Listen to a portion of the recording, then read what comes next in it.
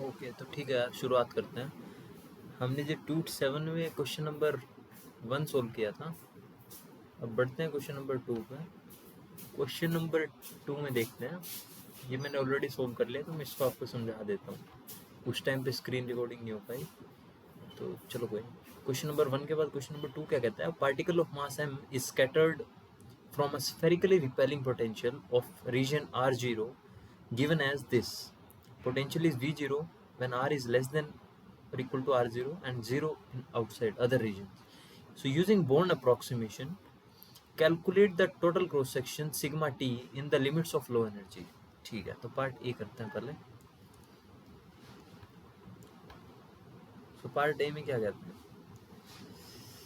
Using Born approximation. देखो, Born approximation का जब आप क्वेश्चन करते हो तो उसमें आपको 3 स्टेप्स फॉलो करने होते हैं। फर्स्ट, आप स्कैटरिंग एम्पलीट्यूड निकालो, scattering amplitude which is F theta. Then उससे क्या आ जाएगा आपके पास? टोटल क्रॉस सेक्शन, वो डिफरेंशियल क्रॉस सेक्शन आ जाएगा, D sigma over D omega which is mod F theta square.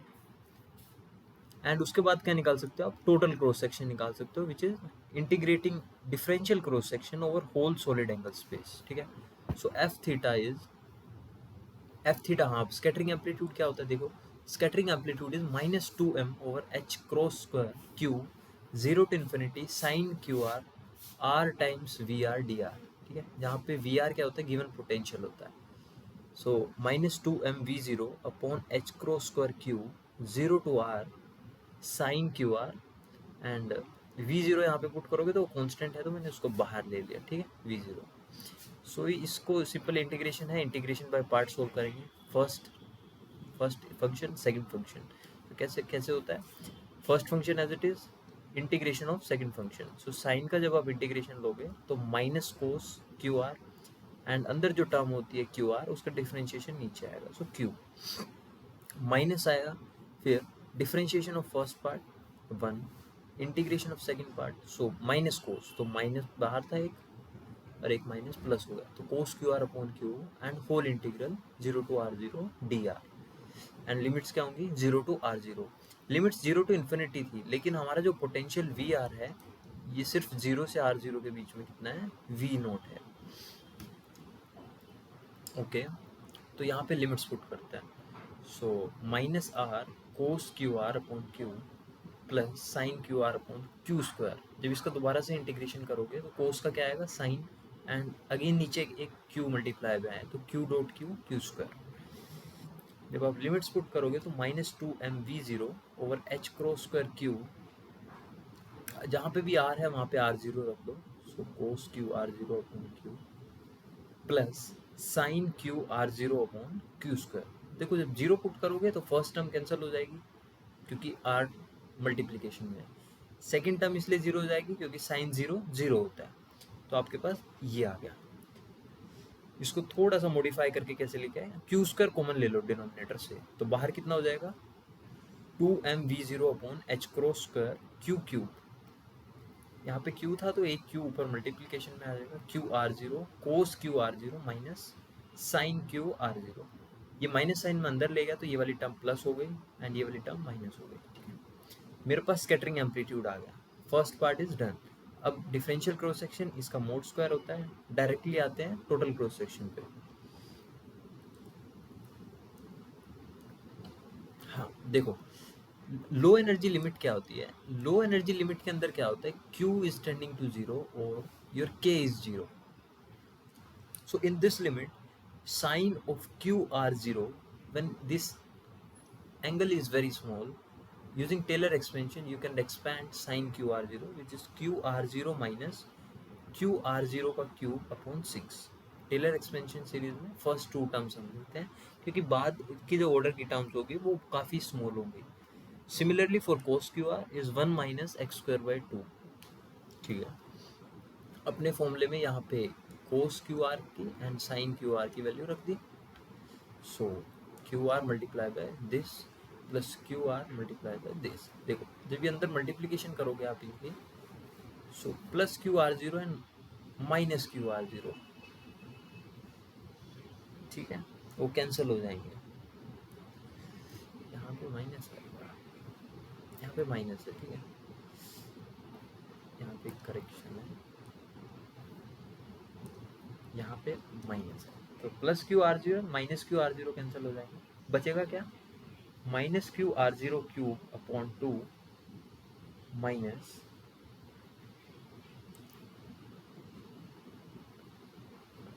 ये माइनस आएगा, एंड यहाँ पे भी ओरिजिनली यहाँ पे फॉर्मूले से जब आप लिखोगे ना माइनस क्यू आर जीरो, तो यहाँ पे भी माइनस है, तो आएगा क्या, माइनस क्यू आर जीरो, एक बाहर है अंदर दो पावर है तो क्यूब हो गया, plus minus minus plus Q R zero cube होगा 6, एलसीएम लोगे 6 तो ऊपर आएगा minus 2 M zero R zero cube upon 3h cross square. ये क्या आ गया हमारे पास, स्कैटरिंग एम्पलीट्यूड आ गया लो एनर्जी लिमिट में, ठीक है। अब सिग्मा टी के अंदर रखते हैं, सिग्मा टी क्या होता है, इंटीग्रेशन ऑफ डी सिग्मा और डी ओमेगा, एंड जो सॉलिड एंगल होता है डी ओमेगा वो इसके इक्वल होता है, sine theta D phi, so 0 to pi and 0 to 2 pi. So इसके अंदर फाई टर्म नहीं है, अगर आप यहाँ पे ऑब्जर्व करोगे तो स्कैटरिंग एम्पलीट्यूड के अंदर हमारे पास क्या नहीं है, थीटा डिपेंडेंट टर्म नहीं है, तो I can take this d sigma और D omega outside of theta dependent integration, and phi का integration 2 pi, so 2 pi d sigma और D omega 0 to pi sine theta d theta, इसकी value कितनी होती है 2 होती है, so 4 pi and d sigma over D omega कितना आ गया, ये आ गया एफ थीटा का होल स्क्वायर मोड स्क्वायर, सो 4 पाई आ गया, इसका स्क्वायर कर दो तो 4 m square v zero square r zero power 6 n pi power h. So ये था पार्ट 1 इस क्वेश्चन में, जहाँ पे आपको टोटल क्रॉस सेक्शन निकालना था यूजिंग बोर्न अप्रोक्सीमेशन।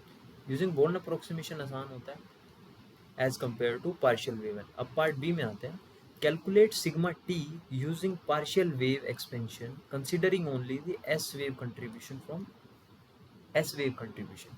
सेम जैसे हमने क्वेश्चन नंबर 1 में किया था, हमने रेडियल वेव इक्वेशन लिखी थी, उसके अंदर L इज टू 0 पुट किया था फॉर एस वेव। सो हमने क्या किया था, यहाँ पे आते हैं पार्शियल वेव इक्वेशन लिखेंगे फॉर एस वेव, ये होती है यहाँ पे जो minus L into L plus 1 वाली टर्म होती है उसको हम जीरो कर देंगे, तो ये इक्वेशन आती है हमारे पास, ठीक है। जहाँ पे यू जीरो आर कितना होता है, small R times R is capital zero R. अब देखो हमारा जो पोटेंशियल है वो सिर्फ इस लिमिट के अंदर फाइनाइट है, इस रीजन के अंदर फाइनाइट है, एंड आउटसाइड दिस रीजन हमारा पोटेंशियल कितना है, वी जीरो है। सो इस रीजन के अंदर हमारी इक्वेशन कैसी होगी, d v zero d square u zero d r square plus k square minus 2m upon H cross square, यहाँ पे कितना रख देंगे वी जीरो। अब देखो इस इक्वेशन में इसको या मैं के प्राइम मान लेता हूँ, के प्राइम क्या होगा, माइनस कॉमन ले लेता हूँ एंड इसको के प्राइम मान लेता हूँ, के prime is 2m we zero upon H cross square minus के स्क्वायर इसका स्क्वायर, तो यहाँ पे कितना आएगा minus k prime square u zero. अब इस सेकेंड ऑर्डर डिफरेंशियल इक्वेशन का जो सॉल्यूशन होता है वो ये होता है a times exponential k prime r plus b times exponential minus k prime r. For regularity at r is to 0 हमारा जो वेव फंक्शन होगा वो 0 होगा, ठीक है। तो a इज टू कितना आ जाएगा इस इक्वेशन में, जब यहाँ पे 0 पुट करोगे तो ये 1 हो जाएगा, ये भी 1 हो जाएगा, b को उस साइड भेजोगे तो a is two minus B, equation ये आ गई।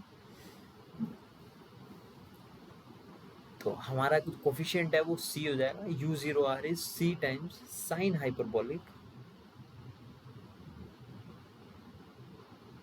k प्राइम r, ठीक है। इसको हमने चेंज कर लिया हाइपरबोलिक के टर्म्स में। So let's say this is equation number 1। अब आउटसाइड दूसरे रीजन में लिखते हैं जहाँ पे हमारा पोटेंशियल 0 है, u जीरो आर कितना होगा, d टाइम्स साइन के आर प्लस डेल्टा जीरो, उसमें एक फेज शिफ्ट ऐड हो जाएगा, ठीक है, फेज शिफ्ट हो जाएगा उसका। सो हमारे पास दो रीजन में दो इक्वेशंस हैं, दोनों में हम क्या लगाते हैं, बाउंड्री कंडीशन लगाते हैं। सो बाउंड्री कंडीशन क्या कहती है, बाउंड्री कंडीशन क्या कहती है? Continuity of wave function and first differential of wave function at r equals to 0, ठीक है, both will be continuous.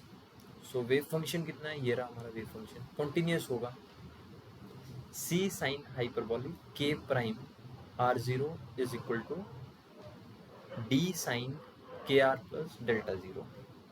Wave function का कंटिन्यूस हो गया।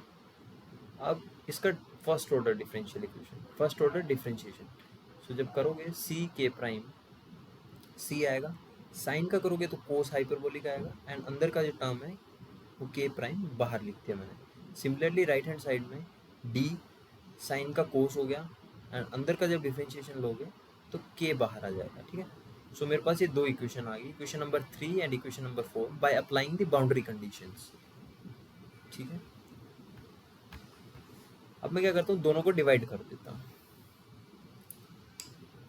सो divide equation 4 3, so k prime आएगा, c तो कैंसिल हो जाएगा, cos upon sine is cot, k prime r0, and यहाँ पे आएगा k, d अगेन कैंसिल हो जाएगा, so cos upon sine is cot k r0 plus delta 0। अब मेरा एम है जो क्या निकालना है, phase shift, phase shift means delta 0। अब देखो मैं डेल्टा 0 के लिए सर्च करूँगा तो मैं इस टर्म को राइट हैंड अपनी लेफ्ट हैंड साइड में रखता हूँ, कोट के आर प्लस डेल्टा 0, के को मैं नीचे भेज देता हूँ, तो के प्राइम अपॉन के कोट हाइपरबोलिक के प्राइम r0। अब इसको क्या करता हूँ, मैं कोट इनवर्स इधर ले आता हूँ, तो cot inverse of this quantity. अब एक आइडेंटिटी होती है कि cot inverse of x is tan inverse of 1/x, ठीक है। सो कोट इनवर्स को मैंने tan इनवर्स में लिख दिया, tan इनवर्स इस क्वांटिटी का रेसिप्रोकल, जब रेसिप्रोकल लोगे तो k ऊपर जाएगा, k प्राइम नीचे आएगा, कोट का जब रेसिप्रोकल लोगे तो tan बन जाएगा, ठीक है। अब डेल्टा 0 चाहिए तो माइनस के आर इधर plus tan inverse this quantity, तो ये क्या आ गया मेरे पास, फेज शिफ्ट आ गया। अब मुझे पता है कि मेरा टोटल क्रॉस सेक्शन कितना होता है, sigma T for S wave, sigma T for S wave is 4 pi over k square sine square delta 0, and for low energy limit sine of delta 0 is approximately equal to delta 0, तो sine square delta 0 कितना हो जाएगा, delta 0 square. सो इसका just मेरे को square करना है and यहाँ पे पुट करना है, तो मेरे पास क्या आ जाएगा, टोटल क्रॉस सेक्शन आ जाएगा। सो ये था पार्ट बी। पार्ट बी में आपको यूजिंग पार्शियल वेव एक्सपेंशन आपको सिग्मा टी निकालना था। सो पार्ट बी भी हो गया, पार्ट 1 भी हो गया, part A using Born approximation. अब इसमें हाँ देखो, क्वेश्चन नंबर 3 देखते हैं, ठीक है। क्वेश्चन नंबर 2 कंप्लीट हो गया। क्वेश्चन 3 में क्या कहता है, show that S wave phase shift for a square well of depth v0 and range r0 is this. Phase shift इतना होगा where k prime and k are the wave numbers inside and outside the well। तो question 3 कुछ नहीं है, बस question number 2 का ही एक part है। इसमें हमने देखो जो फेज शिफ्ट कैलकुलेट किया वो सेम आ रहा है, माइनस के r0 plus tan inverse of this quantity, हमारा भी यही एक्सप्रेशन आ रहा है, ठीक है। सिमिलरली सेम एक्सप्रेशन आ रहा है, सेम स्टेप्स फॉलो करने। सो मुझे नहीं लगता इस क्वेश्चन को दोबारा करने की जरूरत है, तो इतना ही रखते हैं। सो ट्यूट नंबर 7 में इक्वेशन नंबर 1 मैंने पिछली वीडियो में सोल्व किया था, सॉरी क्वेश्चन नंबर 1 मैंने पिछली वीडियो में सोल्व किया था, क्वेश्चन नंबर 2 इस वीडियो में सोल्व किया, क्वेश्चन 3 भी क्वेश्चन नंबर 2 के अंदर ही सोल्व होगा। सो ट्यूट 7 प्लस ट्यूट 6 के अंदर हमने question number 1 and question number 2 solve किए थे, ठीक है। एंड जो क्वेश्चन नंबर 3 है वो फुली सोल्व्ड है, वो उसका जो सोल्यूशन है वो ट्यूटोरियल शीट के नीचे ही दिया हुआ है। तो बेसिकली मिला के हमने ट्यूट 7 प्लस ट्यूट 6 को सोल्व कर लिया, जो कि स्कैटरिंग के ऊपर था। स्कैटरिंग अगेन बहुत ही इंपॉर्टेंट पार्ट है क्वांटम मैकेनिक्स के सिलेबस का, एंड इससे अराउंड काफ़ी क्वेश्चंस आएंगे स्कैटरिंग से, ठीक है। तो इसके ट्यूटोरियल शीट्स के क्वेश्चन हमने कर लिए हैं, अब आगे इसके PYQ के क्वेश्चन देखेंगे, ठीक है। इतना ही रखते हैं इस वीडियो में, थैंक यू।